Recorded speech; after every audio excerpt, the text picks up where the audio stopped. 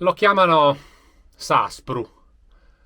Lo chiamano Saspru, questo incredibile, fantastico monumento funerario del nostro passato. E quando verrete qua, l'aggettivo Saspru, insomma, avrà ragion d'essere, perché tutto intorno c'è tanta asperità.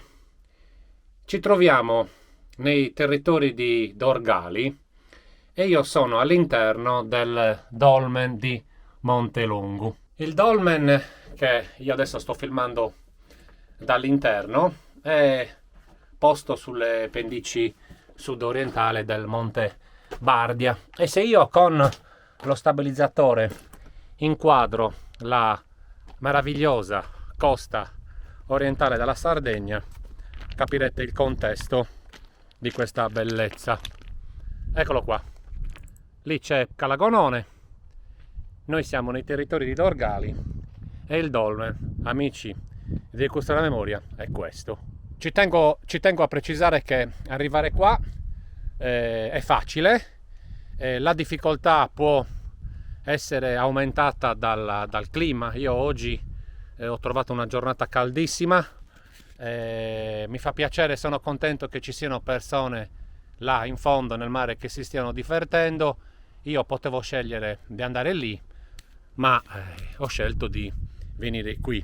Niente toglie che le cose poi possono essere invertite, nel senso che gli amici che sono al mare possono venire a vedere questa meraviglia e io poi potrò andare a fare un bel bagno nelle acque cristalline. La struttura del dolmen è quella che si conosce, quella più citata, una struttura con diversi macigni infissi a coltello. In questo caso sono almeno 6, 1, 2, 3, 4, 5, 6. Sì, questa che è l'ingresso rivolto a sud-est, qui è una lastra, c'era ma comunque è stata spezzata. È molto molto interessante, risulta essere la lastra di copertura che, come potete vedere facendo una panoramica, ci sono delle zone scavate. È verosimile che queste potevano essere magari delle coppelle, perché comunque abbiamo visto in altri contesti una cosa del genere, coppelle che poi magari con il dilavamento delle acque sono andate perdute, si sono modificate. Quindi lo chiamano Saspru, e sentite il tintinnio della roccia carbonatica. Saspru, ma lo vedete perché? Ok, è proprio basilare. Ok, quindi siamo nei territori di Dorgali.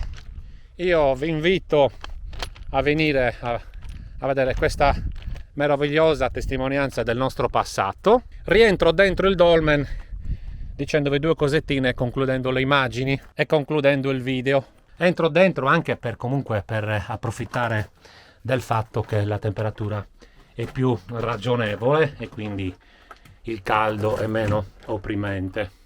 Dicevo, un monumento funerario del nostro passato, ovviamente di una comunità che stava qui intorno.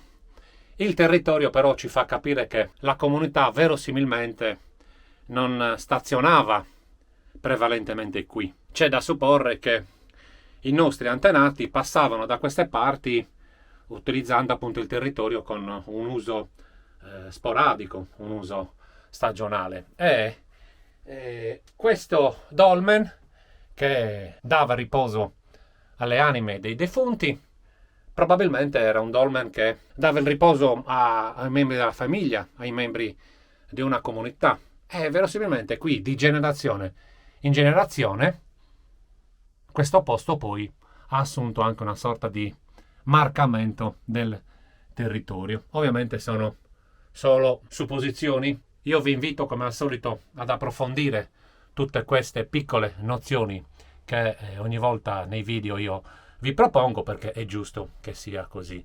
Io vi lascio, cari amici di Custodia della Memoria, e sono davvero molto molto contento di essere venuto qui alla conquista di questo meraviglioso dolmen dei nostri antenati. Un abbraccio a tutti, ciao ciao da Corrado.